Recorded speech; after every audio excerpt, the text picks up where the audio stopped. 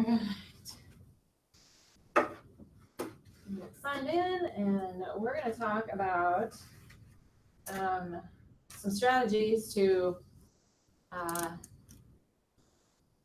work with your irregular income such that you can eat well on months where you have closings and on months when you don't. Yay. You know, like that kind of thing. So tagline on this one, I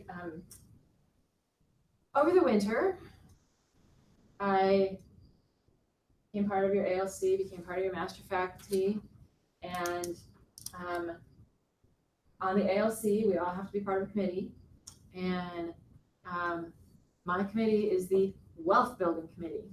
And I went, what does that mean, and how can I serve my Market Center as the co-chair of the wealth building committee? And was thinking about that and like doing some research and talking to some people, and it was like one thing after another. And pretty soon I'm taking classes through the Dave Ramsey program to become a financial coach. And so I have Money Coach Melissa G is a separate thing now that I'm doing to help out. And I'll give you some stats at the end, but we're going to talk a little bit about how to keep life going when income fluctuates. So, number one, know your goal. And your goal might, for starters, be to make it to the end of the month with food in the cupboards and $5 in your pocket. And your goal in 5 years might be to be out of debt and have the capital available to get into real estate investing or whatever else you have interest in doing. But have a goal, know your goal. At Keller Williams, you're always hearing about things like your big why. What's your big why? Why are you doing this? Think big, create goals. So that's there. Dave Ramsey, he says, give every dollar a mission. That in itself could be a goal, like to know what I'm doing with my money and be purposeful. So that's kind of a big picture, and it's a mindset thing. Get your goal. Track your expenses. The number one thing, like if you're gonna make a budget, well, what do you normally spend? And how can you look at those expenses if you don't track them? And when I say track your expenses, I don't mean every so often pulling up your bank statement and being like, oh yeah, I did spend money there, and there. I mean, like, write it down. So I think you should have a spreadsheet, and I kind of have this set up so that we can talk about business and personal, because they're both important. But so like my business spreadsheet, I've got, my commissions up top because, well, like I want to know what I'm making. That's cool too, right? But then advertising / lead gen. Melissa, you're only looking at your commissions of closed volume, correct? Closed. Not Closed. future Not volume. like, oh, I hope that one closes. I do have a separate spreadsheet that is my commission tracker. Correct. Where I put the things in that I think are happening, and that's kind of my like, when will I think I hit my cap, and what do I have going forward in terms of like planning. Yep. But for tracking expenses, no, it's like the commission hit the bank, I'll put it in my spreadsheet. Okay. Advertising and lead gen, that's obviously an expense that you're going to have. You've got your technology. I put my $25 a month KW in the technology category. You've got mileage, driving. That's kind of a separate one on there because it's not money. It's a different thing, but you want to track it in the same place because your tax guy's probably gonna be like, yeah, and how did you figure that out? So do you use an app to track all your expenditures, or are you doing this all by hand? I assemble the expenses onto a spreadsheet by hand. Okay. So Not as it pulls out of your bank account. As an app for. See, if you have an app that does the work for you, then you're not doing the work. And You're not and when you mindful. and it's hard to be mindful of something when you're not doing the work. Got it. It's really hard to be mindful of something when you're not doing the work. So on the business side, like over at home, you're gonna have, like income, and then you've got like, food and mortgage and gas Utilities, and utilities. children. Oh, and childcare and clothes and household. Phone. Oh yeah, my phone's totally going over here though. Right, yeah. I read it for Cable bill, whatever. Oh, internet. Oh, I moved the internet over there too recently. But yeah, so you create categories. And in my house, like, so I don't know what you spend, but childcare is on my list. You know what else is? Bike equipment, bike supply, like, you have to have something that like, hey, my hobby is to go out and ride my bike, so I have bikes on my budget. And when I need a new helmet, it goes in the bike category of expenses. So I have these spreadsheets. And you can, there's 1,000 ways to cut this. So like, do you have like different Excel spreadsheet for each category, or like they're all in one? They're all in one. I have a home spreadsheet and I have a business spreadsheet. Some people have an expense tracking spreadsheet. Well, there's like, so you've got an app, great. Yep. And that's good. But an app, it's really easy to say it's on autopilot. Okay. And that's where, one thing that once upon a time, okay, so I have random little scratch paper handy. When I don't get a receipt, then I need to make a little note to myself. And then at the end of the day, every 2-3 days, sometimes, it like waits a little bit, but you go into your spreadsheet and you put in those receipts, or you take the little notes that have accumulated and you make a little pile of things and you put them in there. And then at the end of the month, you can sit down and you can say, how did our month go? What did we spend on all these things? My goodness, food was high this month. What happened? Oh yeah, we went on a couple road trips and we ate out the whole time. So restaurants was high, and therefore food is high. Actually, in my food category, it's broken down, and you have groceries and restaurants. And so you can say, oh, maybe I should be eating home a little bit more often. That's like an easy thing to kind of start judging.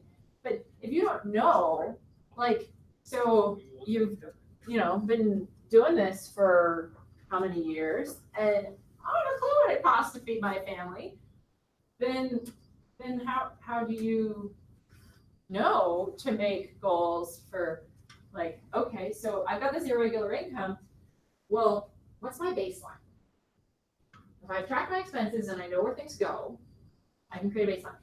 And with your app or with your bank statements or whatever, you could go back and you could manufacture a nice baseline by getting a couple of months of expense records through your credit or debit card statements or whatever. Okay, when I go to Target, that's mostly groceries, but maybe not. Or if I'm a Hy-Vee shopper, then that's probably food, groceries, great. And kind of figuring that out from there. Okay, so track your expenses. When you program your GPS, you need to know 2 things: where you are and where you are going. And this is a quote from Chris Hogan from Everyday Millionaires. So we know your numbers. How much does your household earn per year? How much you spend on essentials? How much you spend on leisure or discretionary spend? What area do you need to give more attention or focus to? Track your expenses. Know where your money goes. If there's any reason that you might not have, be in a good groove with money and be confident that you have enough every month and you're in a groove and things work, then you don't put it on autopilot. You can't put it on autopilot until you are in that place of like, there's always more than I need, and I don't have to write down every single expense, every single penny that leaves my family or my business. I don't need to write it down. But track your expenses, write them down. You know, get a $2 notebook and have it handy and write them down out a month. At the end of the month, then you can go through and you can kind of figure out where you're going. Where are you going? What are your monthly fixed expenses? So where are the things that you, let's see, this isn't changing every month. This isn't changing, well, this might change every month, but you should have a pretty solid idea of where it's at. And perhaps this doesn't change every month if you've got, you know, just a set date for bill. Over on the business side, our KW tech fee doesn't change every month. I don't know if your phone bill changes every month, it maybe shouldn't. So there are fixed monthly expenses. There are things that you just know are gonna happen. So that piece can become kind of a core of your base budget. And sometimes another factor with when you track your expenses,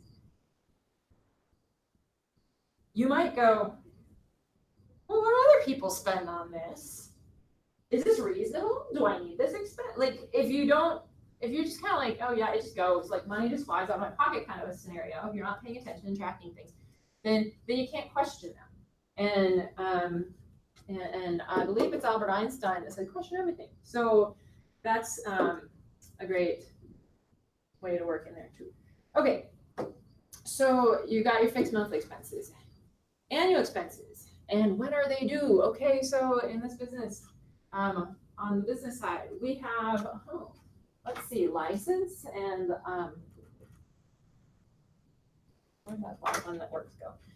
License, MLS dues, the NAR and MAR and CMAR membership. Okay, and those are actually relatively high cost items. They happen, some of them quarterly, some of them annually. Knowing that and knowing when they come. So when you get the commissions in March and you say, I don't actually have anything in my pipeline for a while, I know I need to have these couple of items in the next couple of months. I need to keep some of that money from those commissions set aside for that. And so that's like part of knowing and tracking your expenses, and getting some notes about what, you know, what's coming and what's going. So you're gonna have when they're due, what are your annual expenses and when are they due, noted, so that as you come through. On the personal side, do you do like back to school shopping? Do you do a vacation? Does Christmas come and you do something for that? Birthdays in your family, whatever. Like there are things where you have expenses and you can look at a calendar and say, I know it's coming. Okay, so have that going on. Monthly variable expenses. Okay, well, what are those? Food. I don't know about you, but I haven't managed to hit the same number every month for any number of months in a row. So food is variable. Putting gas in the car is variable. You might want to treat that as fixed though, and come up with a number and attribute variation to things like vacation, or I'm going to drive to another town or whatever. There's some different ways to kind of think about that. I mean, utilities vary a little bit as well, but it's a bill that you count on every month. Clothes and household, like, I don't know about you, but again, like, buying dishwasher detergent and whatnot, varies pretty good. So you've got your variable expenses. What are the baselines for those? I have yet to get a monthly food, groceries to go below 400 in current state. So I know that I need to have my baseline need is going to be 400 plus per month. And if it's right at 400, because I have like a low month for some reason, then I need to like be thinking about, I'll have another slide later, but there's the beans and rice budget. There's the burgers and stir fry budget, and there's the steaks and roasts budget, and kind of knowing that, well, this month is going to be kind of a beans and rice month. You think about that. So, you order jelly sandwiches every day for lunch instead of going over to Subway. Know your baseline need and have that in mind. And then there are other expenses that are based on income as a percentage.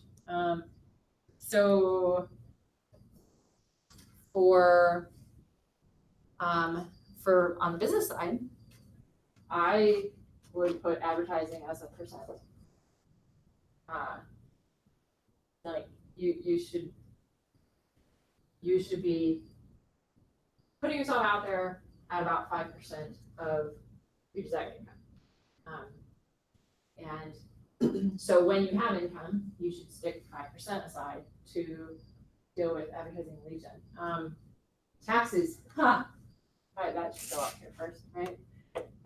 Taxes, that's going to be like 30% or 35%, somewhere in there. Talk to your tax advisor, what to put income-based expenses. So income-based percentages. So those are some of the things to think about on that. It's certainly, clothes on the personal side.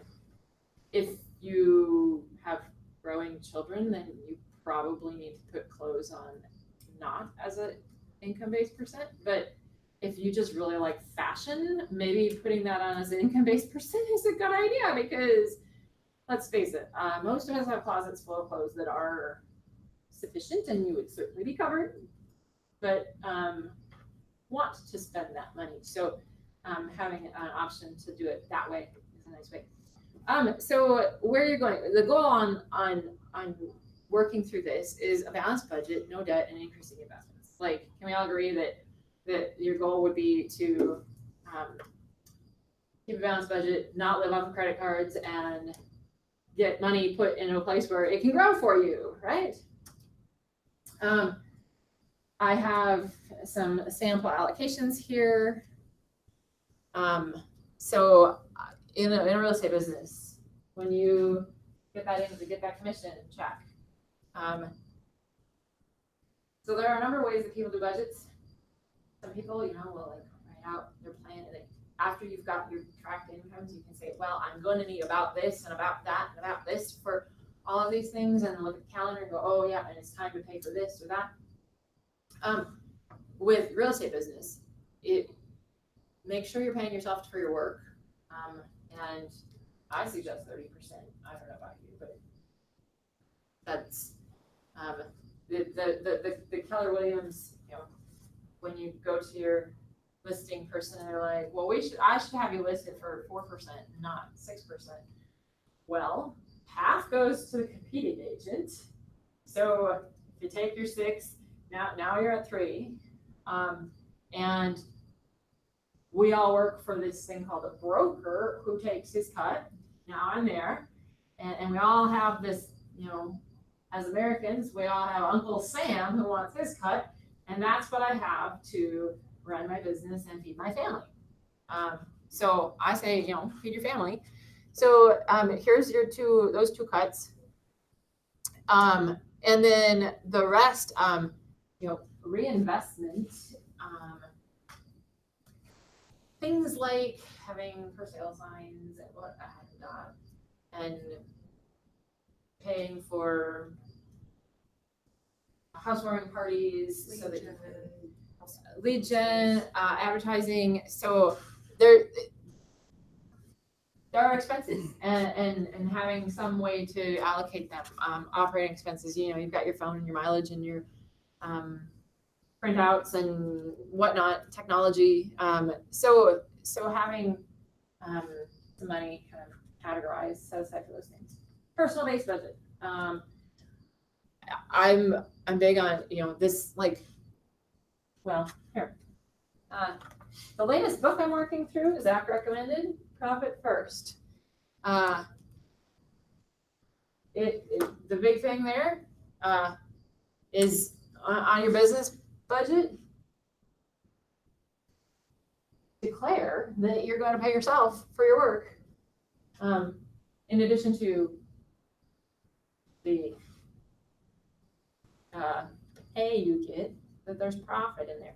And so this reinvestment, you have to figure out how you're going to use that. But on a life personal level as well, saving and investing, having some stable amount set aside, because frankly, I want to retire someday. Do you want to retire someday?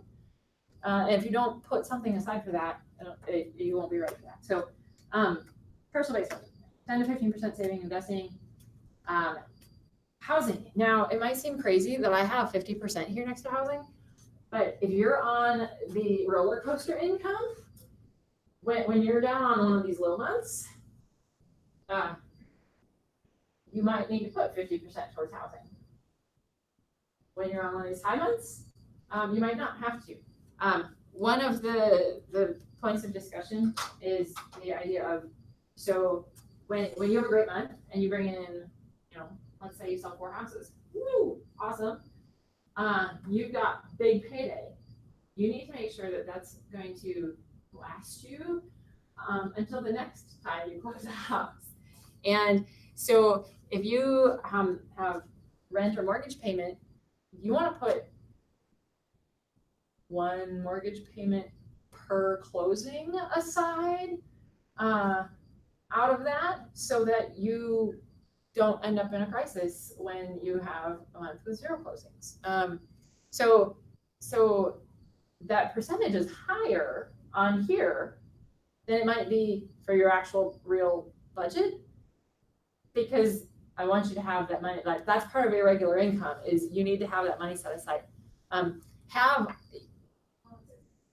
Keep that aside so that you don't end up in a trouble situation, and have a separate account. This this guy in his scheme says that you should put these inevitable annual fee type things like property taxes, income taxes for your business, whatever, them into a separate account that you don't look at. So put your rent or mortgage money into an account so that as you're trying to level out those the ebb and flow in your business, you don't have any kind of crisis when you have a low money. Transportation, food, clothing, and hygiene.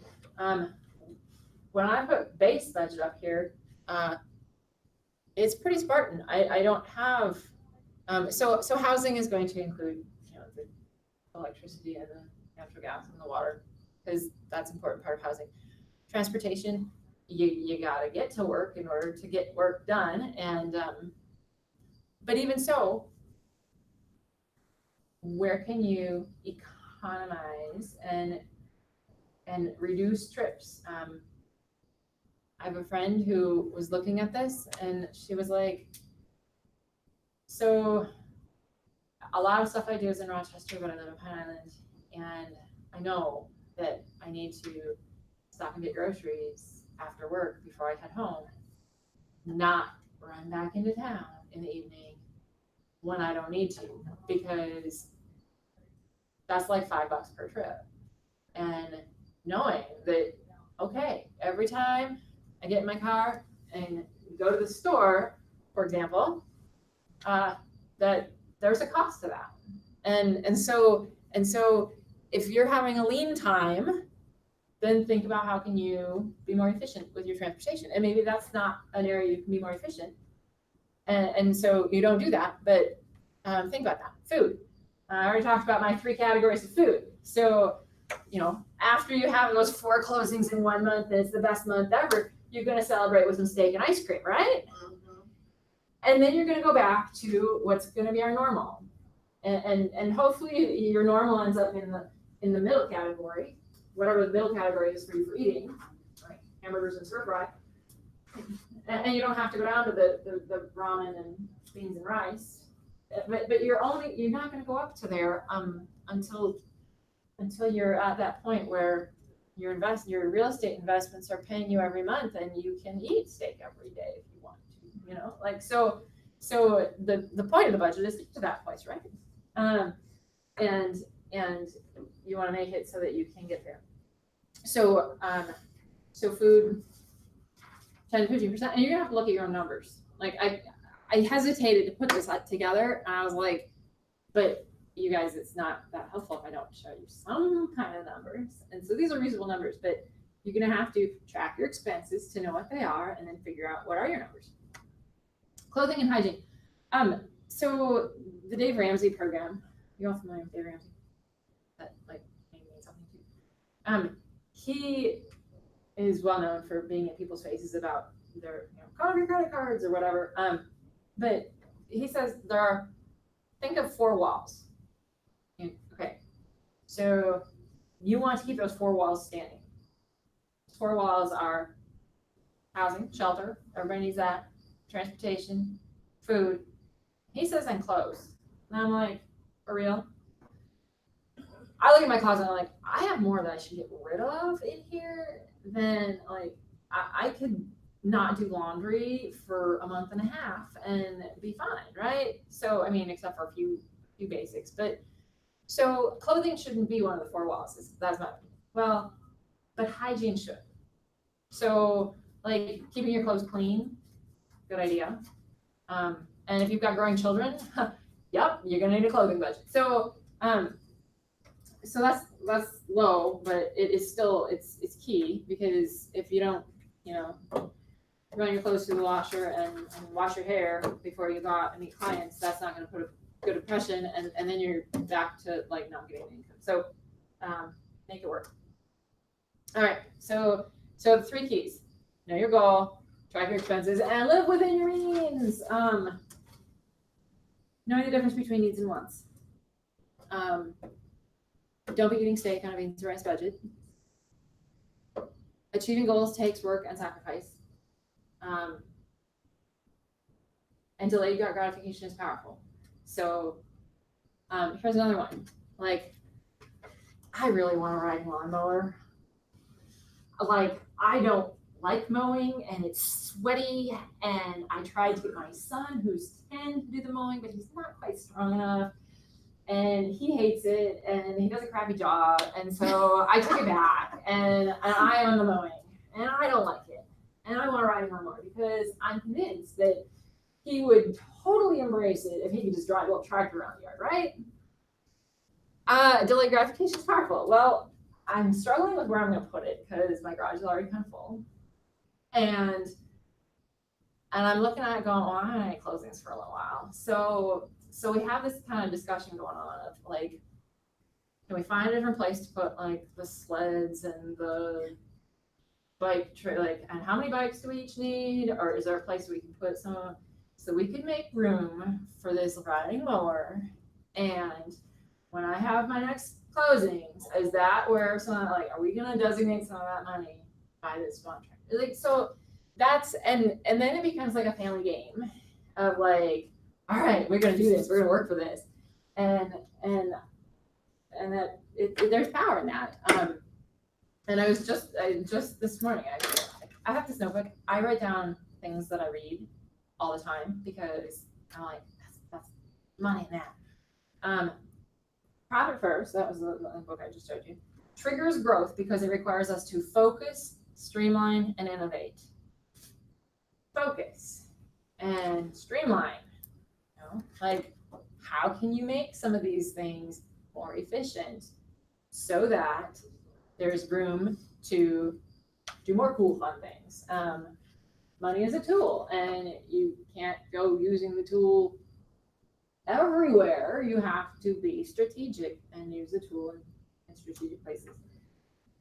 Taking complete ownership of your outcomes by holding no one but yourself responsible for them is the most powerful thing you can do to drive your success. That's a Gary Keller quote. And that's kind of what I'm talking about. Like, taking ownership for your outcomes, looking at, look at the money coming in, look at the money going out, say, what's my plan? What are my values? How am I going to do this? And then when you're like, oh, I really want to just go grab lunch at Subway instead of packing lunch from home or whatever it is, whatever the thing is, you have to own your outcome and take responsibility. And so I have some thoughts on personal responsibility. These are quotes that came out of my program, or stats that came out of my program. 69% of Americans would struggle to pay for a $1,000 emergency. And if you're in real estate, your commissions, you don't receive them until after you close the deal. You need to have a buffer. Hopefully, before you started in this, somebody said to you, you should have 3 to 6 months of expenses available so that you can get through that first closing. But keep that in mind. 78% of Americans live paycheck to paycheck. That's according to Career Builder, and they published that in 2017.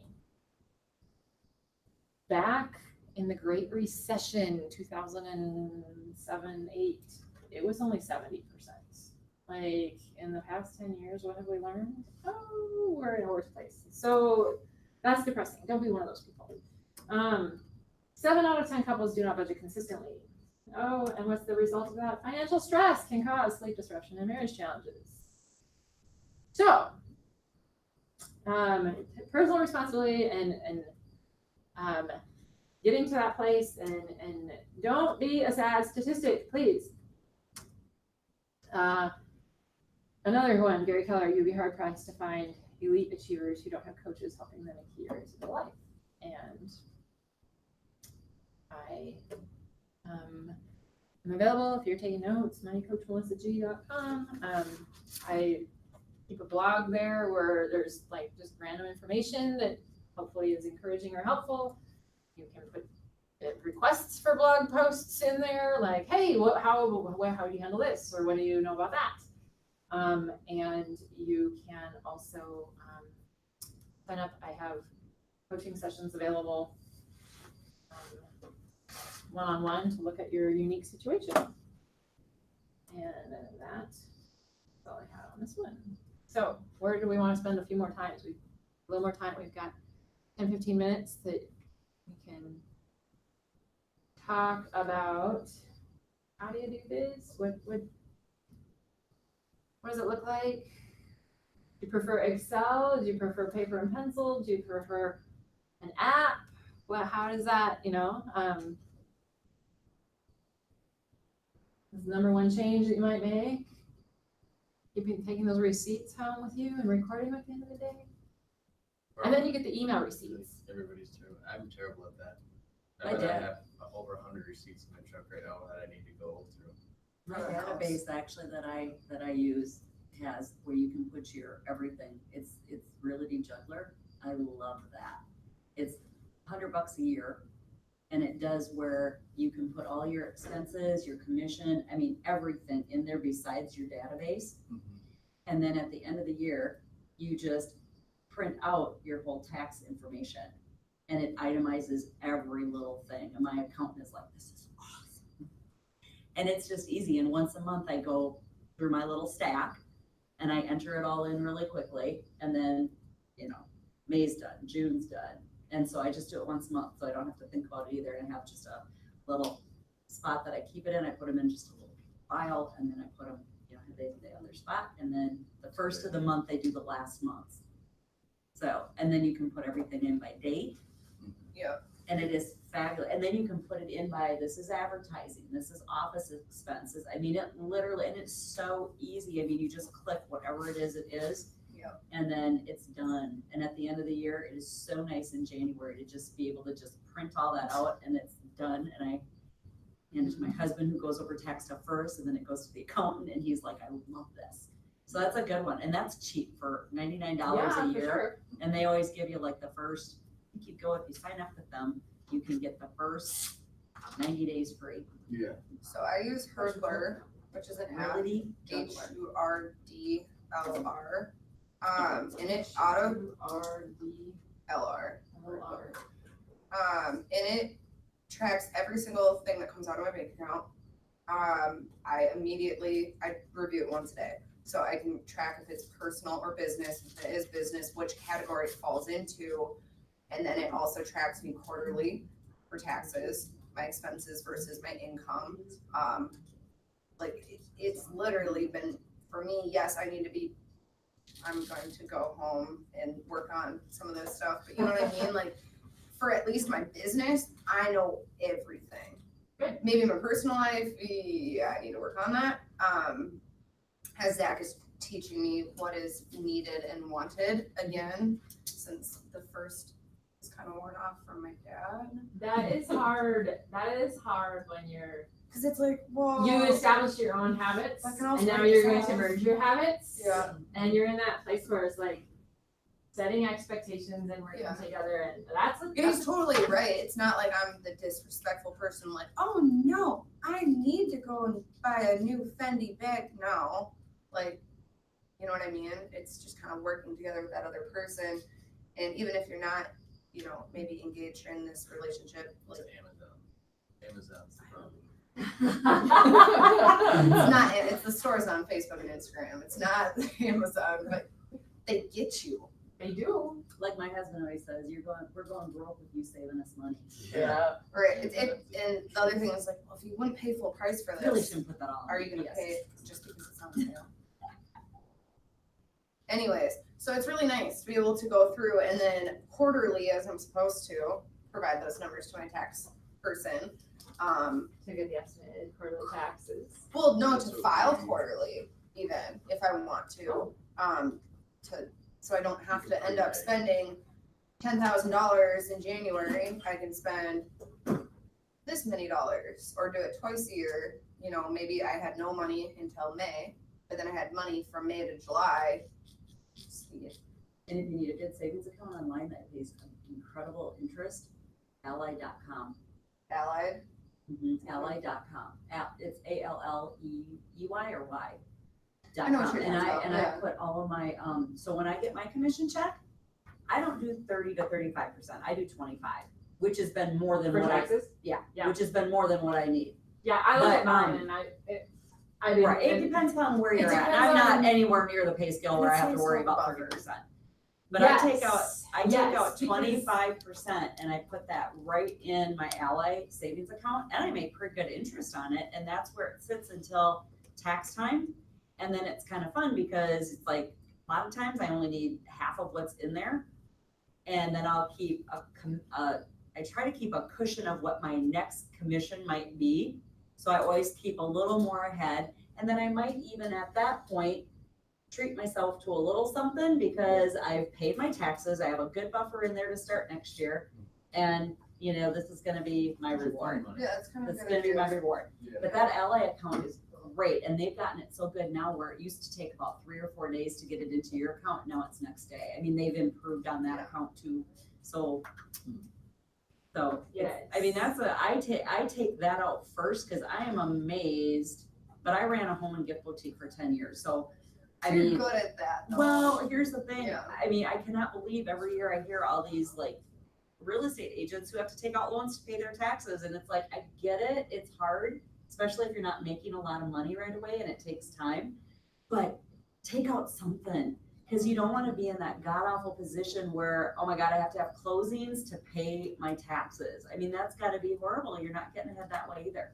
And I took a part-time job to buffer my spending habits. And how good are you at your fiduciary duty to your client if you're stressing that if this doesn't go through, I'm sunk. Right.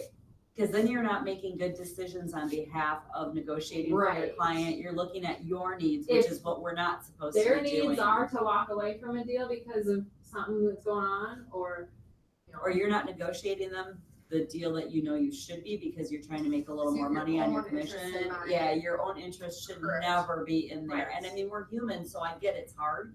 But Yes. what I do, that's why I said, I don't have that worry because that's the first thing I do is my taxes come out of that. And that's, and that this profit first book, that's the same thing, is get your profits out and your taxes out right away, because we're really good at living on what we see in the operating expense, in the operating account. So if you have an operating expense account that you've hidden away your taxes and your profits, then you can, you'll get to a place where, you know, you're not stressed about taxes. You can be more innovative and streamlined and focused in your business, and then you can, Well, in that outlet account, all I use it for is that. So And you're not then- pulling money out Well, of there. here's the thing, when you I bank at Think Bank, so when you pull up your account to do all your normal banking, it's not sitting there in a savings account looking like, I got $5,000 in there, well, I could just borrow a little of this and then I'll pay it back. That ally Does not account is Yep, out you of have sight, to have a second. it's literally out of sight, out of mind, and I don't even think about that account other than when I have to put more money into it, or it's tax time and it's time to transfer it out to pay Do taxes. they have a minimum that needs to be in there, or they charge you? Gosh, if there is, it might be like 50 or $100, I don't even remember. I Oh, don't remember, okay. because I started this Like my US bank. I started this like 4 years ago. Thousands. No, it's easy. And then they have other options too. I mean, Ally Bank, you can do a lot with it. That's just the only thing I do with it, because that way it's out of sight, out of mind. Once the money's in, I honestly don't even think about it, because when I pull up all my other accounts through Think, that money isn't there visible to me. That's right. So, and I function very well that way, because we could all go, because right now what I really want, like, you want a lawnmower? I want this patio furniture set that, you know, with all my great discount at Kohl's, I could get that. But my husband keeps saying, you need to have a closing, because you have no money until you have a closing. You have no money for that. For that, For right, that. Correct. right, For that, because by yeah. the time you cover your basic needs, you know, gas and and like I said, my little part-time job pays my car payment, and it pays other necessities and gives me a little mad money in between. But it does not give me enough mad money to go buy my patio set yet. Yeah. And so I agree with your, where you wait, and that has to be, we do that at our house too. We would like this, and this, but right now, not the time. You know, we have investments that are for when they're really good and it's time, maybe we're gonna sell some of those off. There's the fun money investments, and then there's the stuff for retirement we just don't touch. You might move it around for something better, but you don't, it's for retirement. And then we have, like, if there's a bonus check for my husband's work or my commissions, but all those things, there's rules that apply in our household to those things. And if we found that if we have not followed those rules, it makes not for just, you have this real happy short moment and you have another very unhappy 6 months to a year, because now you did something that you clearly shouldn't, you know better, and you have to make that up. Right.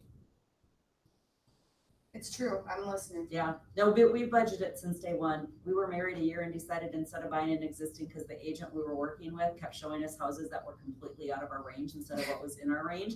And he made the mistake of showing us a brand new, smaller 2-story, but it was, you know.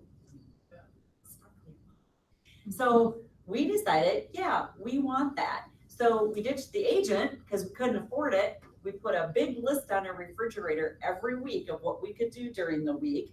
We budgeted so we could save money for a nice down payment, and a year later build a new house. So, I mean, he talked us right out of working with them.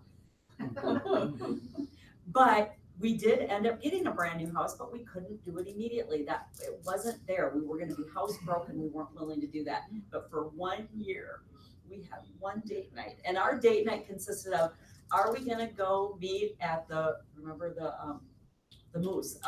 Wicked Moose? No, the one that got tore down. Was it the Wicked Moose? The- Smiling Moose. So we either met Back in the for day. one night, you know, Friday night or Saturday night for happy hour with friends at the Smiling Moose, or we go to a movie, or, I mean, but you didn't get to go to dinner and a movie on that budget because, you know, we're saving to build a new house. That's your goal. And We you had got to one- do we it. had an your end goal, goal. and you put it on your refrigerator. You said, "This is It was what it is." literally a new one every week. We had a weekly or maybe bi-weekly, when the paychecks came in, we had this comes out, this comes out. Yep. I mean, we are very boring people, and that is how we've lived, that's how we're almost 30 years our marriage has been. Because other things come up too, your budget sometimes gets messed up, but it hasn't always been because of us, it's usually kids that cause that. They come home and say, Mom, I wanna be an all-star cheerleader, or I wanna do, and you have to, and then what we have to do is you have to re-budget your budget, because you do have kids and family, and sometimes there are little And forks it's in the like a road. family meeting of, hey, do we wanna do the beans and rice diet for another month so that you can have this opportunity? Yep.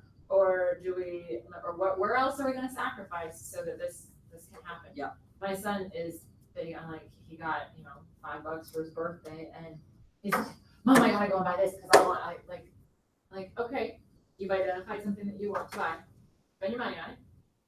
You must wait at least 24 hours between identifying it and going and actually spending that money. It'll Yep. still be there. Do you I promise you really it'll want still it, be or there. is it a quick infatuation?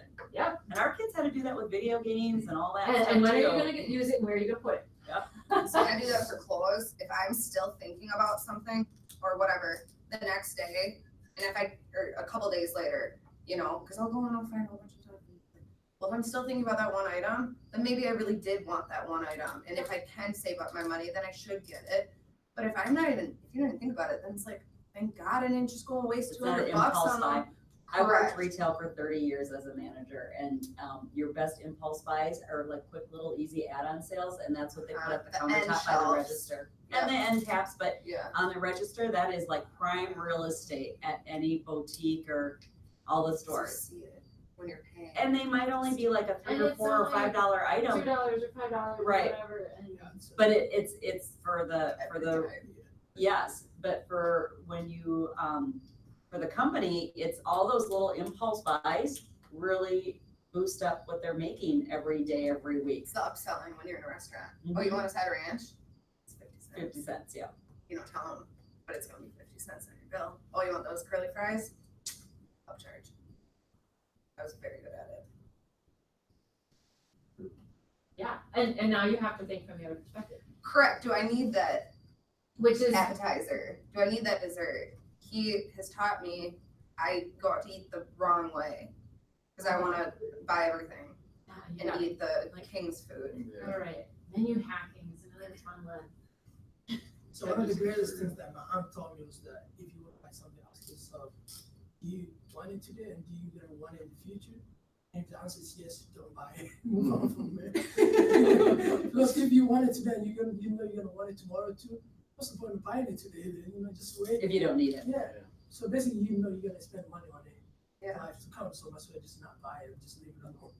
I think the hardest thing with all of this, whether you're doing investing or just trying to find clients, whatever, is, well, it's all hard and none of it's real easy.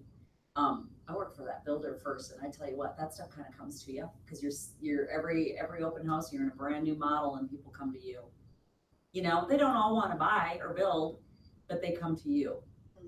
And now it's like I'm trying to figure out what is the best way to get your name out there. What is the best way what are you going to pay for your advertising? You got to get out there, but what are the best, most cost-effective things? And it is hard to And what figure can you that be out. consistent with in 6 months? Can you afford this for the next 6 months to keep doing this? Because if not, don't even waste your money on it Start it. because I've so many agents that I've worked with and they're like, oh, I want to spend this and this and this. And I'm like, you don't even use your freaking CRM. You don't even do this. You blah, blah, blah, blah. And I'm like, that's thousands of dollars right there. Between Keller Williams and our MLS, we have a treasure trove of Right.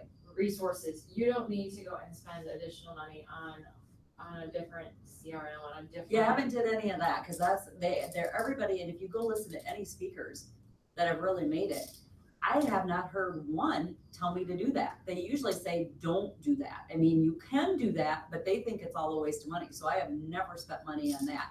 But it is, I mean, I did get my logo put on I did the back of my Equinox. And I will tell you that did not cost me very much, and that has gotten more people just coming up and asking me questions. So I feel like it's a traveling billboard. But you remember, we talked about that you can't be a shitty driver then. Yeah, well, I have to remind it's not even a crappy driver, it's the road rage issue for Correct, me. that's what I mean. Sometimes I go, what? Oh, yeah. I'm in the Keeps you Equinox, out of and I got my place. sign on the back. Yeah. Yeah, because there are a Might lot not of be a crappy bad idea. drivers out there.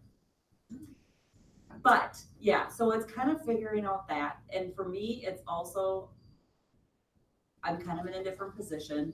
You know, when we talk about our one thing, everybody has different goals. Some people want to do 20, 30, 40, 50, whatever transactions a year.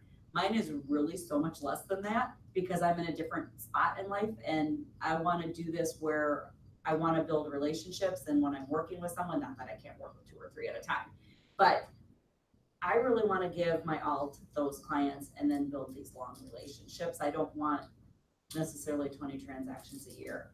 I mean, mine, I'll say it, I'm gonna be happy if I can ever get my pipeline where I can have 10 a year. I would be like thinking, this is like so much for me. This is what I want. This keeps me happy because I still want to be able to take vacations and actually be able to go and not have so much going on in my life that I can't enjoy that.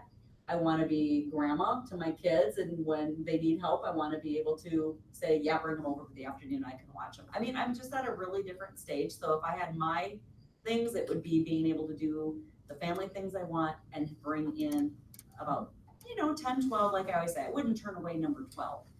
But if I had 10 a year, that would be my perfect career. Start getting towards 15, you'll be shipping them out. Well, you could. I'm happy to take them. I'm not even anywhere near that yet, but yeah, I mean, wouldn't that be a good problem to have? Is to be able to say, hey, I do this many a year.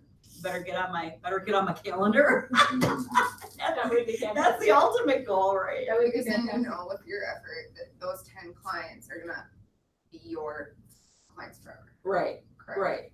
And Yeah. if you don't wanna take on more, and if you are in that comfortable spot, Well, you you- can refer stuff to Mo for 25% or whatever. Or the other thing you can do is if you get to the point where you have that luxury and that's all, and I'm happy with where I'm at, then what you can do is you can look for some newer agents that need to get a boost and you can co-list with them.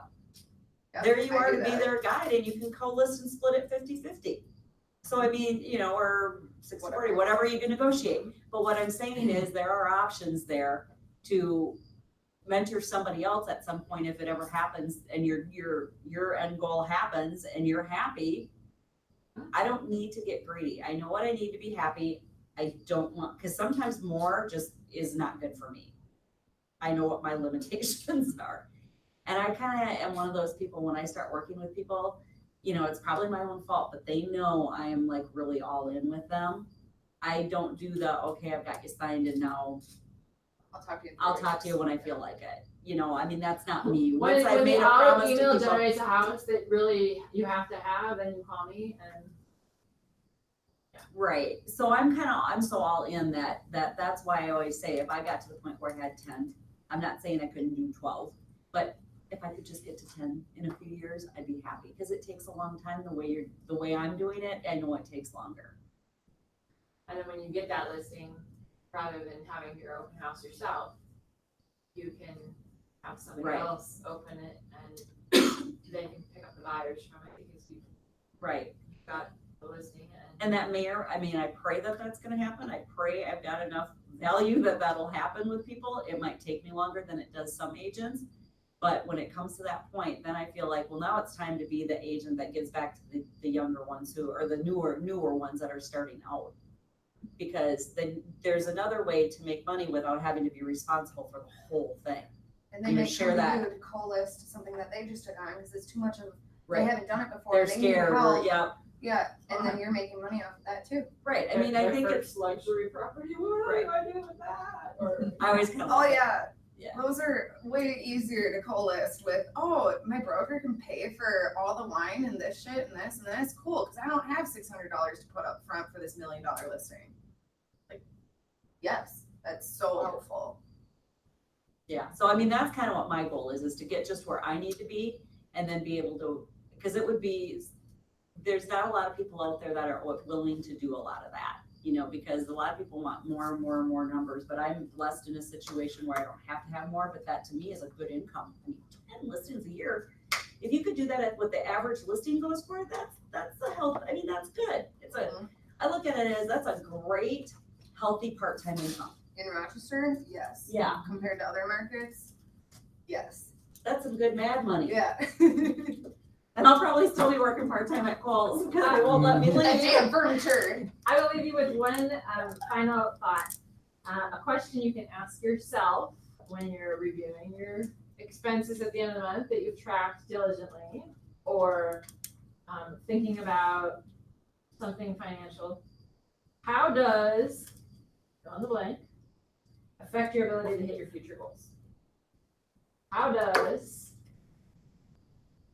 $1,000 this month on food when I can get by on 400? Where did that happen? How does that affect you to hit your future goals? And I'll do that again next month. Like, just so asking yourself those questions. All that together though really is, how does your mindset, because if these things are all bothering you, that really just stems down to one word: mindset. Absolutely. You know, because Absolutely. whether it's, you know, oh, I spent too much on clothing, or I can barely pay my utilities, it really stems, it doesn't matter what that item is, it's all mindset. Good job. Thank you. Nice class, thank you. Yes, those are both very helpful. I know I need to get better at writing my budget down. I've got it all like up here, like how much I'm spending, Yeah. but really should go on paper more. Well, and then looking at it and how often, Right. yeah, I'm with you. I do need an app though. I don't think I can